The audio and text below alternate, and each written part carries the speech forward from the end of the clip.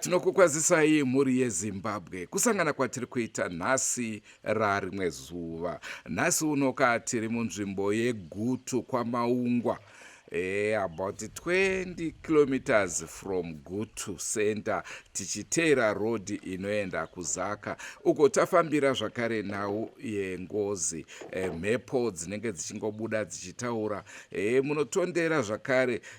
Ndisati ndataura yekuno iri similar kune iyo nhau yekunoku ndo yekuMount Darwin yevanhu vakadhigiswa mumba vachinzi imomu ndo mandiri akacherwa akashayikwa. Ndo nhau yatinayo zvakare kuno, munhu akacherwa haana kuonekwa, asi iye akataura kuti pamuri kuchera ipapa ndo pandiri. Naizvozvo imbondipai nguva. Rangu zita ndinonzi Andrew Neshamba. Senguva dzese mhuri yeZimbabwe tinokurudzirai kusubscribe kuDrumas Media. Drumas Media, taking you to another level. Regai titaure nevepamba pano, tozotaura zvakare nehama neshamwari, tinzwe vane ruzivo nenhau iyi kuti zvakamira sei, zvakafamba sei, uyezve tapapi.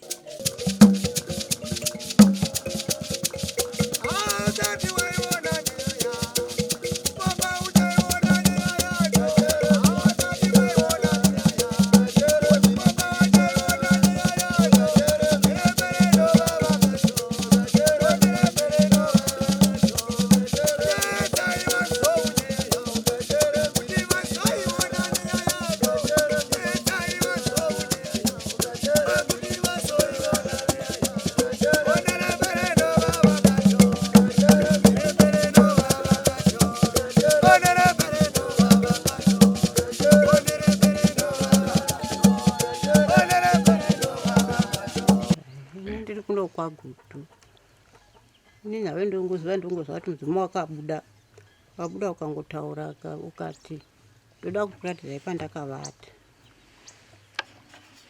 Musi wokutanga ndobva zvakona, nobva vazoti wepiri nobva zvataura vakati chiende ndokuratidza inobva vaenda vakanosvika vakati ndipapa. Vakadzoka hwepirizve vakati ndipapapa. Ndopandiri, musatsvaka kana kumwe kuno, asi pandiri ndipapa. Musambofera kutambura zvenyu ndiripo. Ndobva zvangopera zvakadaro. Saka vanga vaine mazuva vakanga vanzi imbombirai nekuti mudzimu wakazobuda ukati imbondiregai.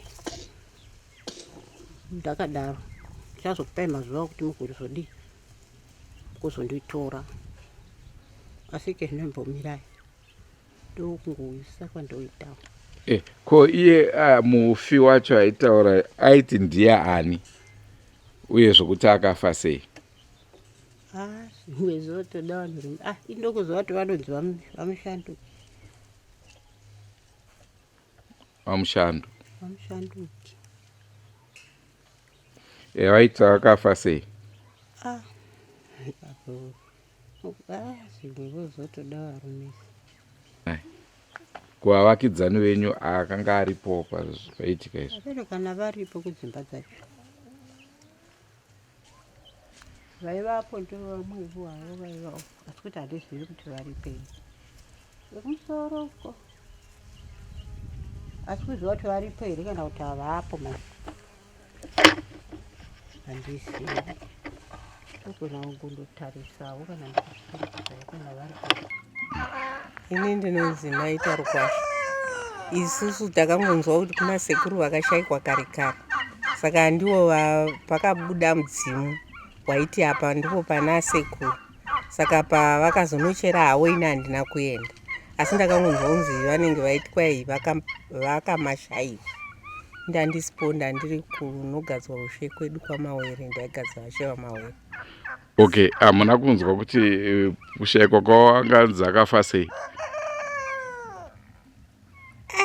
Ivo ndipo pavaiti kwanzi zvanzi vakapondewa vari kwai kuda vakapondewa kwai munhu aihwara njere. Saka nemakore avo avaitaura kuti papa nemakore akati isusu haida hatingazvizivi. Tini ndinozi Takudzwa Tobairo. Ndogara kwaMaungwa. Zvakaitika ndezvekuti muzimu wakabuda ukaenda ukanotaridza vanhu painzi ndo pana sekuru. vanhu vakachirawo vakachira vakasvikawo pavakaona kuti apa panenge pasisina, vobva vamirira ipapo. Saka iyo mudzimu wacho waiti kudii usina kuwanikwa? Vaingoti ndo pandiri pano, ndo zvavaingotaura, ndo pandiri panapa. Asi mimi semaonero enyu nemafungiro enyu anga vari ipapo here? Ipapo ndinganyepa nekuti handina ndoziva. Alright. Ndinonzi sabhuku dzinopana, George dzinopana. Ndine sabhuku kuno maishe maungu. Tiri wemhuri yokwamweneziku. Kumhuri kwedu kwamweneziku kwakashayikwa sekuru. But vana makore anokwana 70 years. Sekuru ava vashayikwa vakangonzi vashayikwa mukati merei. Vachibva kumwana wavo vachienda kune mumwe mwana.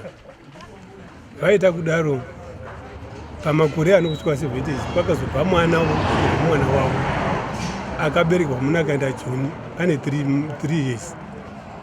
Tokunoroorwa ikoko ndiye azova ane mhepo yokuti endei tokutaridzai pandakaurayirwa nomwana wangu ndokubikwapo. Saka nobva taenda kwaShemaungwa, nobva taenda kuna Mambogutu, nobva taenda kumapurisa, nobva taungana tinovabva kuna musi wa26 uri mugovera vhiki yapera. Saka takachirawo mudzimu wata kwasviba achisiyana nazvo tazokuudzai chibva tasiya zvakadaro. Taiti basa kudari chakuti wawo chipfumi chacho avanzi abodo chiregai parongerwa. Ini ndiaenda ndichazouya ndakuudza izvi kuti tozosongana pano musi wakati tonyaya iri unokwa dzinopana. Sure kwaizvozvo manhere wavo kwazwana vamwe vaviri vasikana vakaswa futi vachiti ndo pavari papa chakutaridza iti Vakasutswa futi vamwe vaviri zvevorudzi vakasutswa tisingari wakabva Jono. Ndonyaya iri unokwa dzinopana iyi. vaingotaura zvimwe chete. Vaingotaura zvimwe izvozvo kundagarisa mudondo ende pamama asvika vamasvika wani ende munotora mundende munotipa mwana wangu. Solomon Mweneziku zvakaitika pana mudzimu wabuda munhu watoroka South Africa ukaenda achakadai ari mwana mudoko ende ari mwana mudoko ndokuva mudzimu wabuda wakatanga kuziva kuti mudzimu unobuda ndiye akabatwa wachei ndiye akatanga kuti mudzimu uchauya mudzimu wamunhukadzi anenge akasutswa vakavakafa musi watakamuudza musi watakabika doro ndiye akapira akapedza kupira ndokuva pakazoti mudzimu wabuda tikamuti chinda ndiwo mukura ndokuvara anodzingwa nomudzimu adaro ndokugara ndokuzobika rimwe doro ndokuva achidi atisa ndamuudza kuti kuti doro kwashawati danetsekana mudzimu wenyu ndochiyando cheta mudzimu mukabati mwana mukadzi mwana wenyu tabike doro pakazoti kwa mudzimu yakavatisa atisa ndokutoza mudari azoteverwa navanhu ndokuchiuya paya padari ndokuva achiramba kuti ndakatisa vakavezvino zvatisi kuti ari vanongodai nokuti mudzimu wacho ndokuzoenda kwatakaenda kunochera kwakwasviba asi vamwe vakaona nokuti pangaita vanhu vangaungopinda vachiti musapinda mukombo vavangomanyira vachipinda umomo vachivhariya mudzimu iyoyo kumusundidzira kure vakatakazoti tani ndokupedza kudaro ndovatangoti umwe mudzimu ndokuzobuda futi ndokutaura kuti ndipapo muna wacho ndiwo wakazobuda kuti ndinoda kutora mukomo wangu kuti tiine kunodi avikwe pana vamwe ndaimoda naye mapita wache auye pano ndokufaramba nanhasi hatambozomuona eri hatina kumira eri kuenda mberi nyaya yacho. Alright. Hongu kamhuri yeZimbabwe ndofunga nhau mainzwa tabva nayo kure tataura nevakasiyana siyana tichinzwa kuti zvakamira sei vanotiwo kudini nechitiko chakadai. Asi sabhuku tisati tavharisa chirongwa tingade kuziva kuti nyaya dzerudzi urwu dzinomboitika here munzvimbo ino yatiri. Nyaya iyi kubva tichiberekwa nyama mabhuku atakaverenga tamboiona yakadai kutotanga kuona nezvinhu achimboziva kuti munhu arovi munhu ende ane mimba wanika zokuda kuti mimba ndikwanei koye munhu wakabereka kudai unorova akaita sei. Saka mashoko maanzwa kubva kuna sabhuku hanzi munhu haarovi aiwa maita basa sabhuku. Ndaita rombo rakanaka zvakare. Ibva henyu sabhuku, ndaita rombo rakanaka. Panapa zvakare ndina kansela. Mungangotanga nekuzvizivisa zita renyu? Ndinoitwa kansela Takawira Rashai, Ward 24 Gutu South. Chiitiko chakaitika munzvimbo menyu, hameno zvamungadiwo kutaura pamusoro pacho? It's a first for me. Asi chandingangoda kutaura kuti isusu we stand guided traditional leaders edu, madzishe nemasabhuku panenge paitika zvinhu zvakadaro. Maybe that's all I can say. Alright. Aiwa, tinotenda zvikuru. Ndofunga mhuri yeZimbabwe ndo humwe hweutungamiri hwatataura nawo munzvimbo ino. Naizvozvo nhau iyi paichange ichienderera mberi tichange tichinzwa kuti zviri kufamba sei. Kana takunda taudzwawo nguva iripo tichaimhanyira tofamba nayo. Dai pakacherwa pacho takange taziviswa pakacherwa tiripo. Zvisinei tinoziva kuti zvikuru zvichauya kumberi. Rangu zita ndinodzi Andrew Neshamba. Senguva dzese mhuri yeZimbabwe tinokurudzirai kusubscribe kuDrumas Media. Drumas Media, taking you to another level. Ndaiona vanhu vakawanda vekwaGutu hanzi hamusvike kuno. Aiwa, munonyepa imi. Tiri kupi nhasi? Goodbye my friends. Goodbye my friends. Wakamboonana tichazoonana nerimwe zuva, hama dzangu. Goodbye my friends. Goodbye my friends. Wakamboonana tichazoonana nerimwe zuva, hama dzangu. Ini ndokuenda kubasa kwangu. Iwe maki iwe mkaranga.